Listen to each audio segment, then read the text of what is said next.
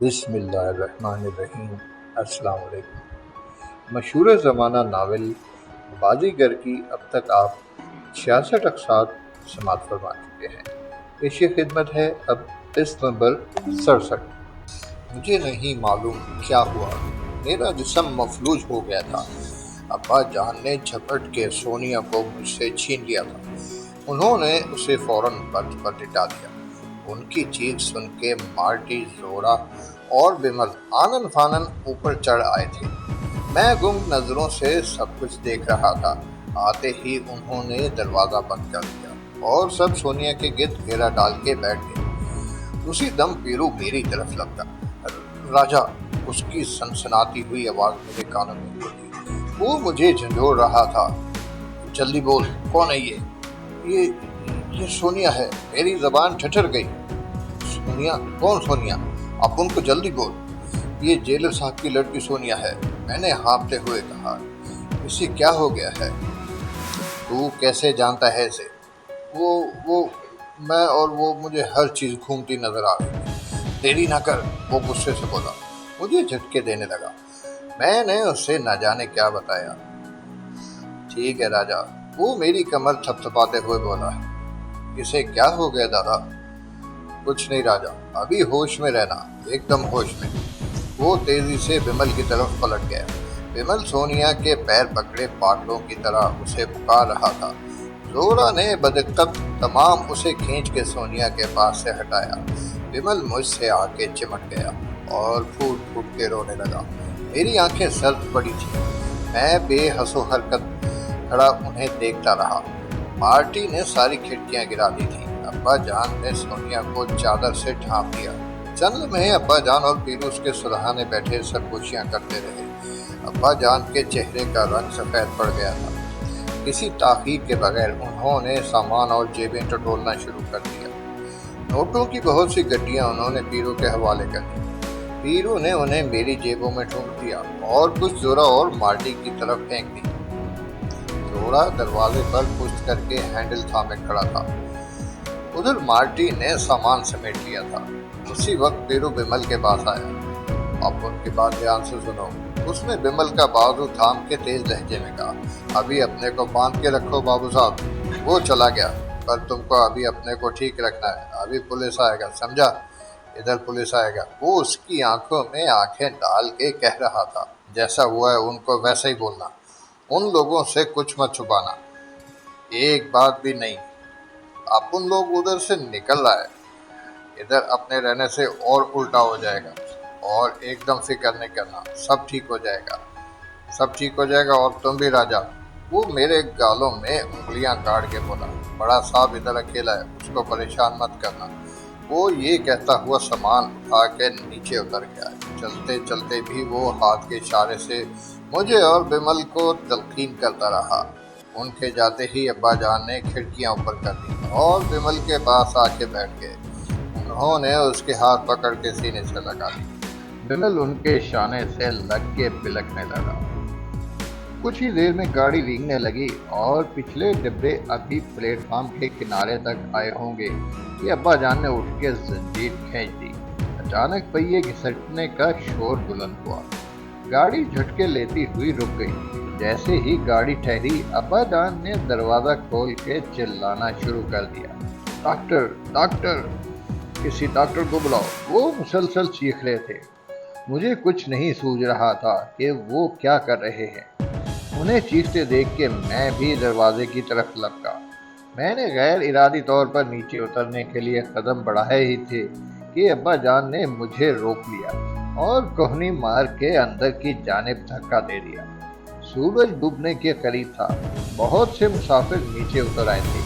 ایک طرف سے گارڈ اور اس کے کچھ سپاہی ہمارے ڈبے کی طرف تیز قدموں سے چلے آ رہے تھے۔ تھوڑی دیر میں ہم ریلوے تھانے میں پولیس افسر کے سامنے بیٹھے تھے۔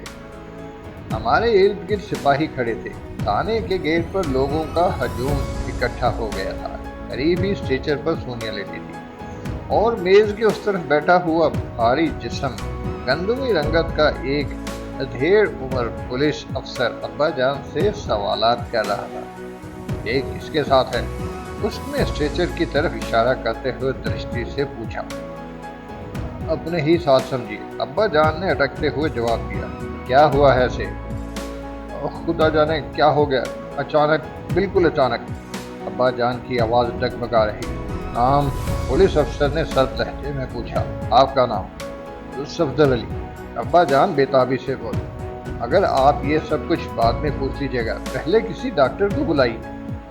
डॉक्टर भी आ रहा है। पुलिस अफसर की मुतजस्सिस नजरें अब्बा जान के चेहरे पर मचल रही थी। इस बीच इधर की कार्रवाई भी हो जाए, जैसा आप बेहतर समझते हो। लेकिन डॉक्टर कब आएगा? आदमी भेज दिया है, वो तंदी से बोला। क्या करते हैं आप? थोड़ी बहुत जमींदारी है। कौन सी जगह रहते हैं? बम्बई में, अब्बा जान ने जवाब दिया। जमींदारी भी बम्बई में है? जी, वो फैजाबाद में है। अब्बा जान नागवारी से बोले। ये लड़की आपकी कौन है? अब्बा जान को जवाब देने में दुश्वारी पेश आई। उन्होंने पहले विमल की तरफ फिर मेरी तरफ देखा, मगर हम दोनों को दरमियान में दखल देने की ज़रूरत नहीं पड़ी। इस दौरान एक सिपाही हाथ में डॉक्टर का बैग संभाले अंदर दाखिल हुआ। उसके पीछे एक सफ़ेद पोश मोहम्मद शख्स भी था। वही डॉक्टर होगा। पुलिस अफसर अपनी नशिस्त से उठ गया। हम भी खड़े हो गए। डॉक्टर सोनिया के स्ट्रेचर की तरफ पलटा तो मेरा दिल दहलने लगा। मुझसे अपने पैरों पर खड़ा नहीं हुआ जा रहा था। पुलिस अफसर ने सोनिया के बदन से चादर हटा दी। सोनिया का चेहरा फिर मेरे सामने था, पहले से बदला हुआ और सुकून मुस्कुराता हुआ। अब्बा जान ने शायद उसके बाल खोल दिए थे। सुर्खी माइल स्याह बालों की ओट में उसका चेहरा किसी फूल की मानद खिला हुआ था या चांद की तरह रोशन था। लगता था उसने आंखें मूंद ली हैं, अभी खोल देगी। ए काश ये आंखें खोल दे। मेरा दिल दुआएं कर रहा था, ए खुदा ये आंखें खोल दे, मैं उससे एक बात कह सकूं। जो उसकी मर्जी होगी, जो ये कहेगी, मैं वही करूंगा। सोनिया ने आंखें नहीं खोली। डॉक्टर चंद सानियों तक टिकटिकी बांधे उसे देखता रहा। उसने झिझकते हुए सोनिया की कलाई टटोली और सीने पर आला रख के देखा। विमल का मुंह खुला हुआ था। वो दहशतज़दा आंखों से डॉक्टर को देख रहा था। डॉक्टर को चंद लम्हों से ज़्यादा नहीं लगे। वो पुलिस अफसर को इशारा करता हुआ वहाँ से हट गया। सोनिया का बदन दोबारा चादर से छुपा दिया गया। अब्बा जान ने डॉक्टर से कुछ पूछने की कोशिश की, मगर वो सर झुकाए खामोश बैठा रहा और अब्बा जान का कंधा थपथपाता हुआ उठ गया। विमल गिड़गिड़ाता हुआ कुछ दूर तक तो डॉक्टर के पीछे चलता रहा, मगर आगे उसे सिपाहियों ने थाम लिया। विमल मुंह छुपा के सिसकारियां भरने लगा। डॉक्टर को दरवाजे तक पहुंचा के पुलिस अफसर वापस आया तो उसने सिपाहियों को स्ट्रेचर उठाने का हुक्म दिया। हम भी साथ जाने के लिए बढ़ गए थे, मगर पुलिस अफसर की भारी आवाज़ ने हमें रोक दिया। आप अभी यहीं ठहरिए। पर इसे आप कहाँ भेज रहे हैं? अब्बा जान लपकते हुए लहजे में बोले। डॉक्टर का काम अभी बाकी है, पुलिस अफसर ने खशून से कहा। लेकिन अब्बा जान उसकी धुंध नजरें देख के चुप हो गए। तसल्ली से बैठो, वो तलखी से बोला। जो कुछ आपसे पूछा जाए उसका ठीक ठीक जवाब दीजिए। आप तजर्बाकार आदमी मालूम होते हैं, मामला समझने की कोशिश कीजिए। हमें आप सबके बयानात की ज़रूरत पड़ेगी। मुझे अंदाज़ा है, अब्बा जान सर हिला के बोले। मुझे खूब अंदाज़ा है। अच्छी बात है, उसने सपाट लहजे में कहा। डॉक्टर कहता है ये आधा घंटा पहले ख़त्म हो चुकी है। हो सकता है तकरीबन इतने ही वक्फे से ये बेसुध है। क्या बीमारी थी इसको? कोई भी नहीं, कुछ देर पहले अच्छी भली थी, फिर एकदम ये क्या हुआ? वो झड़कती हुई आवाज़ में बोला। क्या कहा जा सकता है? ये कोई माकूल जवाब नहीं है। इसके सिवा मेरे पास कोई जवाब नहीं है। वो ठहर के अपने बराबर बैठे हुए सिपाही को सरगोशी में कोई हिदायत देने लगा। सिपाही कागज़ पर तेज़ी से कुछ लिख रहा था। देखो बड़े मियाँ, पुलिस अफसर का लहजा बदला हुआ था। उसके तखातब से अब्बा जान पर इज़्तिरारी कैफियत तारी होने लगी। अपने बारे में तुमको पता नहीं है, वो मुंह बना के बोला। हमने अब तक बहुत लिहाज किया है, लेकिन हम सीधे आदमियों के साथ सीधे और टेढ़ों के साथ फिर बहुत टेढ़े हैं। ऐसी वैसी कोई बात हो तो अभी बोल दो। आप कैसी बात करें? अब्बा जान कपकपाते हुए बोले। हम एक नंबर साफ बात कर रहे हैं। हमसे उल्टा सीधा बोलोगे तो सब उल्टा हो जाएगा। अपनी बुजुर्गी का खुद ख्याल करो, ठीक ठीक सब बोलो। आप क्या पूछना चाहते हैं? جو ہم پوچھنا چاہتے ہیں وہ تم خود بتا دو تو اچھا ہے، ورنہ ہم پوچھیں گے تو شکایت مت کرنا، آپ کو کوئی غلط فہمی ہو رہی ہے۔ ایسے کیسوں میں ہم کو یہ غلط فہمی ہو جایا کرتی ہے، ہم کو غلط فہمی ہو گئی ہے تو تم اسے دور کر لو، مجھے وہ طریقہ بتا دیجئے۔ پولیس افسر کی پیشانی پر سلوٹیں پڑ گئی۔ تم لوگ کہاں جا رہے تھے؟ وہ تہمکانہ لہجے میں بولا، حیدرآباد۔ حیدرآباد کیوں؟ کام سے۔ کس کام سے؟ ذاتی کام سے۔ کہاں سے آ رہے ہیں؟ فی الحال دلی سے، لیکن کل صبح ہم فیض آباد سے چلے تھے۔ یہ دونوں کون ہیں؟ ایک میرا بیٹا ہے اور دوسرا ابا جان کہتے کہتے رکے۔ دوسرا کون ہے؟ وہ تیزی سے بولا، اسے بھی بیٹا ہی سمجھیے۔ صاف کہیے، سمجھیے کیا؟ صاف صاف بتاؤ۔ یہ میرا ہم سفر ہے۔ ہم سفر؟ وہ چونک کے بولا، تمہارا اس کا بس سفر کا ساتھ ہے؟ میں یہی کہہ رہا ہوں، ابا جان دھیمی آواز میں بولے۔ لڑکی تمہاری کون ہے؟ وہ ترش روئی سے بولا، لڑکی بھی میری ہم سفر ہے۔ میں پوچھتا ہوں لڑکی سے تمہارا رشتہ کیا ہے؟ وہ اونچی آواز میں بولا، آدمیت کا رشتہ تھا۔ صرف آدمیت کا؟ دیکھیے جناب، ایسے سوالات کرنے سے بہتر ہے آپ لڑکی کے بارے میں ڈاکٹر کی رپورٹ کا انتظار کر دیں۔ ابا جان نے عاجزی سے کہا، آپ جو سمجھ رہے ہیں وہ غلط ہے۔ ہم سے ہمدردی کرنے کے بجائے آپ ہم ہی کو؟ بڑے میاں، جانتے ہو کہاں بیٹھے ہو؟ جانتے ہیں، اچھی طرح جانتے ہیں۔ جانتے ہو تو ایسی باتیں نہ کرتے۔ رپورٹ کا کیا ہم کو انتظار نہیں ہے؟ پر اس سے پہلے تمہاری رپورٹ مکمل کر لیں تو کیا حرج ہے؟ کوئی حرج نہیں، ضرور کیجیے۔ رپورٹ آنے تک تم لوگ یہیں رہو گے، جیسا آپ مناسب سمجھیں۔ ابا جان کچھ اور کہنا چاہتے تھے پر نہ کہہ سکے۔ دفعتاً برابر بیٹھے ہوئے سپاہی نے پولیس افسر سے کانا پھوسی کے انداز میں کچھ کہا۔ وہ مضطرب ہو گیا اور چلا کے بولا، تم لوگوں نے ان کی تلاشی لی؟ ارد گرد کھڑے سپاہیوں نے انکار میں گردن ہلائی۔ پولیس افسر نے انہیں سخت سست کہا، یہاں تک کہ گالیاں بکنے لگا۔ میں سمجھتا ہوں یہ قبل از وقت ہے۔ پولیس افسر نے جیسے کچھ نہیں سنا۔ میں چپ چاپ بیٹھا ان کی باتیں سن رہا تھا، مگر جب سپاہی ابا جان کی تلاشی لینے کے لیے ان کے درمیان کھڑا ہو گیا تو میری رگوں میں کھولن ہونے لگی۔ میں نے درمیان میں دخل دینے کا ارادہ کیا، لیکن اس سے پہلے کہ میں زبان کھلتا ابا جان نے آنکھ کے اشارے سے مجھے تحمل کی تلقین کی۔ سپاہی نے سب سے پہلے ابا جان ہی کی تلاشی لی۔ اس نے نہ صرف ان کی جیبیں کھکوڑی بلکہ تمام جسم ٹٹول کے دیکھا۔ ابا جان کی بنڈی کی جیبوں سے نوٹوں کی 2-1 گڈیاں، ٹکٹ، چند ٹوڑے مڑے کاغذات، 2 شکستہ نوٹ بکیں، ایک بڑی نوٹ بک جیسی چیزوں کے سوا کچھ برآمد نہیں ہوا۔ سپاہی ان کی جیب سے ایک ایک چیز نکال کے پولیس افسر کو دکھاتا رہا۔ بیمل کی جیب سے بھی ایک گڈی نکلی، وہی گڈی جو ناگپور اسٹیشن آنے سے پہلے میں نے اسے دی تھی۔ اس کے علاوہ ایک چھوٹی ڈائری، ایک بٹوا رومال، کنگھی، قلم، ریل کے ٹکٹ، چند خط، کاغذ اور 300-400 کے کھلے نوٹ، اس کے سوا کچھ نہیں نکلا۔ سپاہی ان دونوں کی تلاشی لے کے میرے پاس آیا۔ میری جیب سے اسے چیک بک، بینک سے متعلق 2-1 رسیدیں، گھڑی کا دیا ہوا رومال، نیسا کی دی ہوئی جیبی حمائل شریف، نیسا ہی کے دیے ہوئے گلاب کے پھول کی خشک پتیاں ملی، اور چاقو دیکھ کے سپاہی کی آنکھیں چمکنے لگی۔ اس نے اسے بے تابی سے افسر کے حوالے کر دیا۔ مجھے خیال ہی نہیں رہا تھا کہ میری جیب میں چاقو بھی ہے۔ چاقو؟ افسر چاقو الٹ پلٹ کے اور دھار پر انگلی پھیرتے ہوئے حیرت سے بولا، یہ کس کی جیب سے نکلا؟ اس کی۔ میری تلاشی لینے والے سپاہی نے مستعدی سے کہا، تاش قسم کا ہے، افسر بدبدایا۔ ان عزت دار لوگوں کو بھلا ایسا چاقو رکھنے کی ضرورت کیوں پڑ گئی؟ وہ چاقو پر اس طرح نظریں جمائے ہوئے تھا جیسے اسے پہلی بار دیکھ رہا ہو۔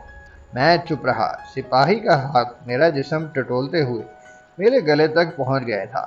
ہار کے دانے اس کی انگلیوں میں چبھے تو وہ بے چین ہو گیا۔ یہ کیا ہے؟ وہ بھڑکتی ہوئی آواز میں بولا۔ ہار ہے، میں نے مختصر جواب دیا۔ ذرا باہر نکالو، اس نے حکم دیا۔ میں نے کسی حجت کے بغیر ہار نکال کے اس کے سامنے کر دیا۔ ابا جان اسے دیکھ کے پلکیں جھپکانے لگے۔ ہیرے جواہر کے معاملے میں ان کی نظریں بہت تیز تھیں۔ شاید انہیں یاد آ گیا ہو کہ یہ ہار انہوں نے کب اور کہاں دیکھا تھا۔ ممکن ہے انہیں کورا بھی یاد آ گئی ہو۔ سپاہی نے ہار ہاتھ میں تولتے ہوئے افسر کے سامنے احتیاط سے میز پر رکھ دیا۔ वो अंधेरा बढ़ गया था मगर हार के सफ़ेद मोती दमक रहे थे। पुलिस अफसर उसे टटोलता रहा। कीमती मालूम होता है सच्चे मोतियों का। उसके बराबर बैठे हुए सिपाही ने भी हार छू के देखा। मुझे शुबा हुआ कि वो कहीं चाकू की तरह हार भी अपनी मेज़ पर ना रख ले। मैंने तय कर लिया था कि अगर उसने हार वापस ना किया तो मैं झपट के खुद उसे उठा दूंगा। लेकिन पुलिस अफसर ने हार अपने पास नहीं रखा, मुझे वापस कर दिया। बैठ जाओ बड़े मियाँ। वो दोबारा अब्बा जान से मुखातिब हुआ। अब्बा जान ने फौरन उसके हुक्म की तामील की। हाँ तो तुम लड़के से अपना क्या रिश्ता बता रहे थे? आदमियत का रिश्ता। इससे बड़ा रिश्ता और क्या हो सकता है? यही बताया था ना तुमने? यही कहा था जनाब। अब्बा जान ने धीमी आवाज़ में कहा। रिपोर्ट में क्या यही लिख लिया जाए? कलम आपके हाथ में है, आप हाकिम हैं। ये रिश्ता इधर नहीं चलता बड़े मियाँ, आगे कटहरे में जाके भी नहीं चलेगा, समझे? अभी तुमको एहसास नहीं है कि मामला कितना आगे जा सकता है। हम तुम सबको इलाके के थाने के हवाले भी कर सकते हैं। बाद में हमें यही करना पड़ेगा। वो लोग ज़रा दूसरी किस्म के लोग हैं, उनकी ज़बान भी दूसरी है। पहले आप मेरी बात सुन लीजिए। अब्बा जान ने दरख्वास्त की। और मैं यहाँ क्या झक मार रहा हूँ? वो उचक के बोला। आप बदगुमानी कर रहे हैं, पहले अपने दिल से ये निकाल लीजिए। तुम्हारा मतलब है कि जो तुम कहते जाओ हम उसे मंजूर करते जाएं? ये बाल देख रहे हो, तुमसे ज़्यादा सफ़ेद तो नहीं है, पर इन पे ये धूप बिल्कुल नहीं लगी। सारी उम्र यही खेल तमाशा देखते बीती है। उसका लहजा अचानक सख्त हो गया। जो तुमसे पूछा जाए उसका जवाब दो। फिर तिलमिलाती हुई आवाज़ में पूछने लगा। लड़की का नाम? अब्बा जान ने हिचकिचाते हुए जवाब दिया। कुमारी सोनिया। कुमारी सोनिया। वो आंखें फाड़ के बोला। जी। और तुमने अपना क्या नाम बताया था? वो कागज़ देखते हुए बोला। सफदर अली। तुमने अपना यही नाम बताया था? जी हाँ, सफदर अली। वो गुस्से से बोला। लड़की कौन थी? किसी शरीफ घराने ही से ताल्लुक़ रखती थी। मैं उसकी ज़ात पात नहीं पूछ रहा हूँ, चक्कर बताओ। कैसा चक्कर जनाब? ये महज एक हादसा था। लड़की मेरे और मेरे बेटे की हम सफ़र थी, दिल्ली से हम। ये मैंने पहले भी सुन लिया है, इतनी से बात से काम नहीं बनेगा। उसने राजदाराना लहजे में अब्बा जान से पूछा। लड़की तन्हा थी। अब्बा जान ने ठंडी सांस भर के जवाब दिया। फिर किसके साथ थी? वो झुंझला के बोला। आकाश से उतरी थी। वो अब्बा जान सरासीमा नज़रों से मुझे और बिमल को देखने लगे। उन्होंने अपनी बात पूरी नहीं की थी कि पुलिस अफसर की तेज़ आवाज़ गूंजी। हाँ हाँ बोलो, रुक क्यों गए? कौन सी ऐसी बात है जो तुम्हें बताते हुए शर्म आ रही है? इन दोनों को बाहर भेज दें। लड़की को किसी ने मुझसे ज़ब्त नहीं हुआ। मैंने अब्बा जान की तरफ देखे बगैर कहा। आपको जो कुछ पूछना है मुझसे पूछिए। मेरी आवाज़ कांप रही थी। आपके ख्याल में आपको हम पर कोई शुबा है तो उसे दूर मत कीजिए। मैं अपने जुर्म का इकरार करता हूँ, मुझे हवालात में डाल दीजिए, मगर इनसे फजूल सवालात मत कीजिए। पुलिस अफसर ने घूरती नज़रों से मुझे सरतापा देखा। चाकू इसकी जेब से निकला था? उसने बफरे हुए लहजे में सिपाही से पूछा। हाँ, मेरी जेब से निकला था। सिपाही के जवाब देने से पहले मैं चीख पड़ा। मैं चाकू चलाना खूब जानता हूँ, ये हमेशा मेरे पास रहता है। तमीज़ से बोलो, ये पुलिस स्टेशन है। मालूम है पुलिस स्टेशन है, मगर आप भी सीधी तरह बात करें। तुम एक पुलिस अफसर से बात कर रहे हो। पुलिस अफसर ही हैं, खुदाई फौजदार नहीं। मैंने आप जैसे पुलिस अफसर बहुत देखे हैं। क्या बकता है? उसका चेहरा सुर्ख हो गया। अब्बा जान मुझ पर नाराज़ होने लगे। ये पुलिस अफसर हैं। उन्होंने मुझे तंबीह करते हुए कहा, इनका काम ही ये है, अफसरों से इस तरह बात नहीं करते। माफ़ कीजिए। वो उससे मुखातिब होकर लजाजत से बोले। इसका गुस्सा कुछ तेज़ है, अभी खून गर्म है, इसकी बातों पर तवज्जो मत दीजिए। इसे खूंटे से बांध के रखो। पुलिस अफसर के बराबर बैठे हुए सिपाही ने गरज के कहा। इससे को ज़बान बंद रखे। साहब का गुस्सा भी देखा नहीं है। अभी तक तुम लोगों से नरमी से बात कर रहे हैं। तुमको होश नहीं है कि तुम अपने साथ क्या लाए थे? एक बेजान लड़की और नौजवान लड़की। पुलिस अफसर ने सिपाही को झड़क दिया और तल्ख लहजे में बोला। अभी इसने जुर्म का इकरार किया है। मैंने ठहरी हुई आवाज़ में कहा। अब्बा जान अपनी कुर्सी से उठ के तेजी से मेरी तरफ लपके और कपकपाते हाथों से मेरा शाना झंझोड़ने लगे। आप इत्मीनान से बैठिए। मैंने मतवहिश लहजे में कहा। इनके किसी सवाल का जवाब मत दीजिए। ठीक है, यह हमें हवालात में डाल दीजिए। बबलू खुदा के लिए खामोश रहे। अब्बा जान मेरी मिन्नत करने लगे। میری آنکھوں میں گھٹن ہونے لگی۔ ایک مدت بعد میں نے ابا جان کی زبان سے ببلو سنا تھا۔ تبت میں ملنے کے بعد سے اب تک انہوں نے مجھ سے اس طرح بات نہیں کی۔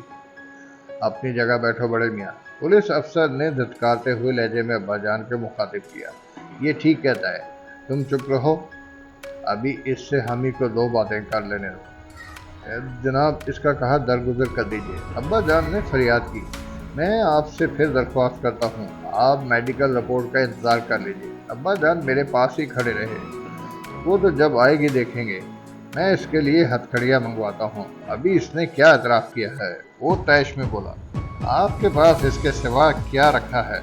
تجربہ کار معلوم ہوتا ہے، بہت زیادہ، آپ سے زیادہ، میں نے اونچی آواز میں کہا۔ مگر میں نے زندگی میں آپ جیسا شخص نہیں دیکھا ہے، شاید آپ کو پہلی بار ایسا تماشا دیکھنے کو ملا ہے۔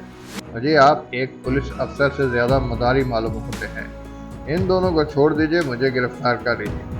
میرے اعتراف کے بعد انہیں روکنے کی ضرورت نہیں رہتی۔ اپنی رپورٹ مکمل سمجھیں اور اسے فریم میں لگا کے اوپر بھیج دیں۔ ابا جان دونوں ہاتھوں سے اپنا سر پکڑ کے بیٹھ گئے۔ قاعدہ قانون کچھ ہم بھی جان سکتے ہیں۔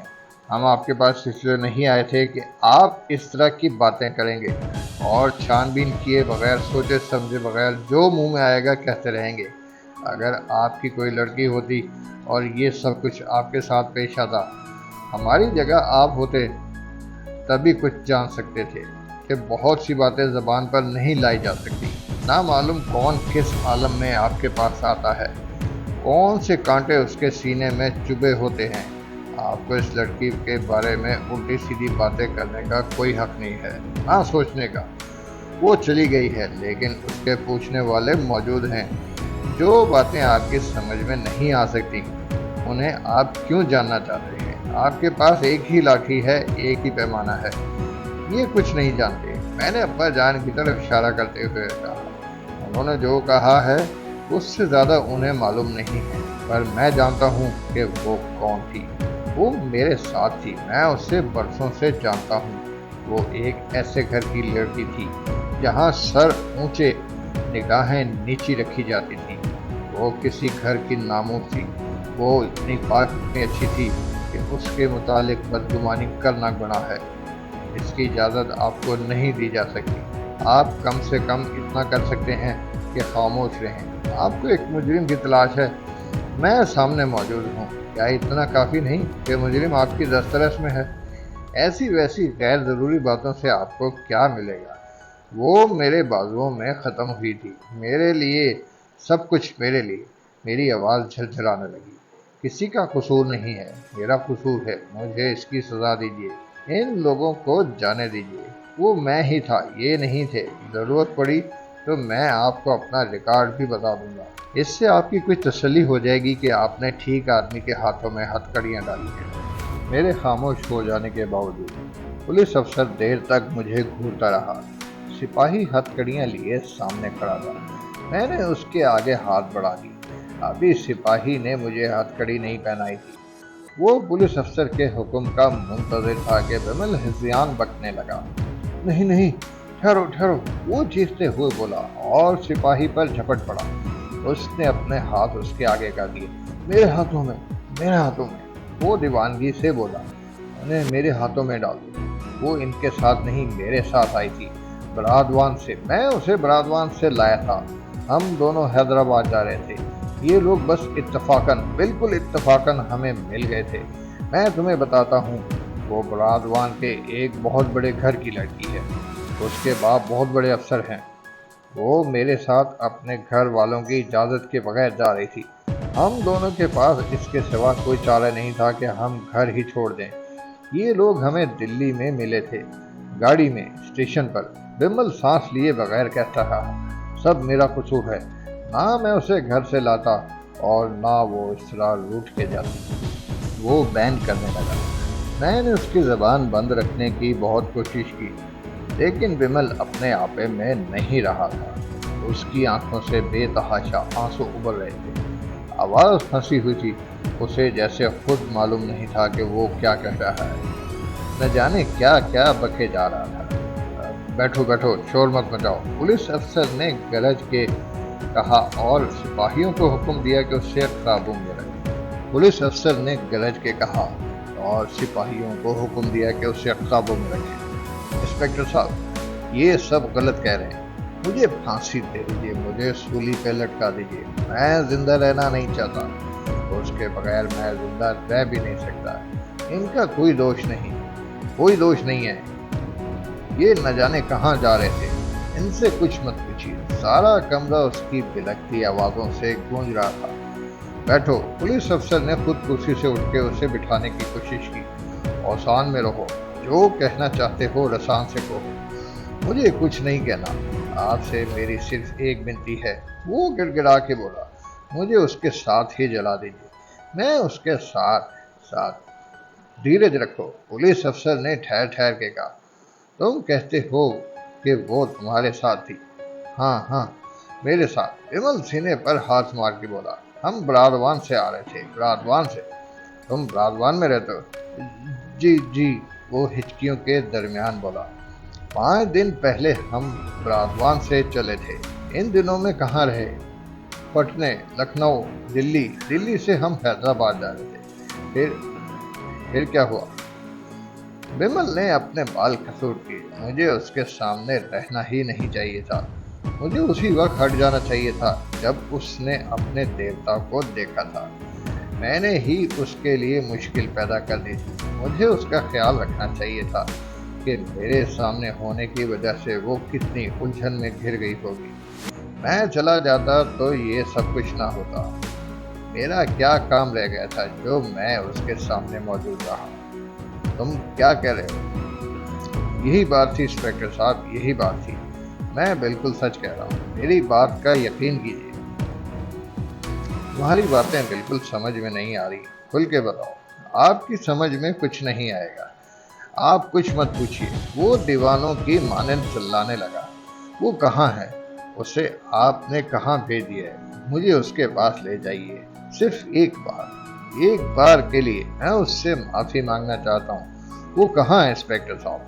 मुझे उसके पास ले चलेंगे तो मैं उसके पास भी ले चलेंगे। पुलिस अफसर ने बुज़ाहिका खैर अंदाज में उसे चमकाते हुए कहा, मुझे बताओ, तुमने उसके साथ कौन सी ज्यादती की? किस बात की माफी मांगना चाहते हो? मैंने उसके साथ बड़ी ज्यादती की है। सबसे बड़ा दोषी मैं हूँ। मेरे दिल में जरूर कोई खोट आ गई थी इंस्पेक्टर साहब। कैसी खोट? पुलिस अफसर मुतजस्सिस लहजे में बोला।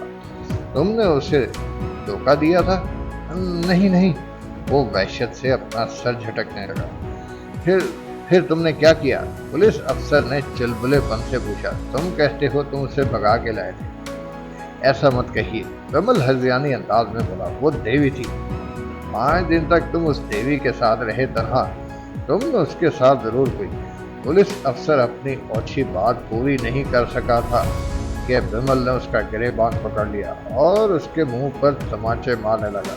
करीब खड़े हुए सिपाहियों ने उसे कमर से पकड़ लिया, मगर उसकी पिछाड़ों से वो उनके हाथों से छूट गया। उसके जिस्म में न जाने कहां से इतनी ताकत आ गई थी कि वो किसी के हाथ नहीं आया। चंद लम्हों तक वो दीवानावार कमरे में मंडलाता शोर मचाता रहा। वो सामने के दरवाजे से भाग जाना चाहता था। वहां सिपाहियों की दीवार देख के पलट पड़ा। जिस लम्हे उसने पुलिस अफसर के गिरेबान पर हाथ डाला था, मैं भी बढ़ गया था। एक तरफ से अब्बा जान मेरे बाजू से चिमट गए थे, दूसरी तरफ से सिपाहियों ने मुझे रोक लिया। पुलिस अफसर एक कोने में हो गया था और चीख के सिपाहियों को हुक्म दे रहा था। इतनी देर में विमल ने पुलिस अफसर की मेज पर रखा हुआ चाकू उठा लिया। जैसे ही मैंने उसके हाथ में चाकू देखा, अब्बा जान और सिपाहियों की गिरफ्त से खुद को छुड़ा के मैंने उसकी जानिब जस्त की। मैं उसे जरूर थाम लेता, लेकिन मुझे देर हो गई। विमल चाकू उतार चुका था। मैंने जब उसे संभाला और चाकू उसके सीने से बाहर निकाला तो वो इतना ही कह सका कि उसे सोनिया के साथ साथ जलाया जाए। इसके सिवा उसे कुछ कहने का वक्त नहीं मिला। उसने मेरे सारे कपड़े मेरे हाथ खून से रख दिए। इस दिलचस्प दास्तान के मज़ीद वाक़यात किस्त नंबर 68 में समाप्त फरमाइए। और अगर आपको ये दास्तान पसंद आई है तो इस वीडियो को लाइक कीजिए और अपने दोस्तों में इसको शेयर कीजिए ताकि हमारी हौसला अफजाई हो सके। शुक्रिया।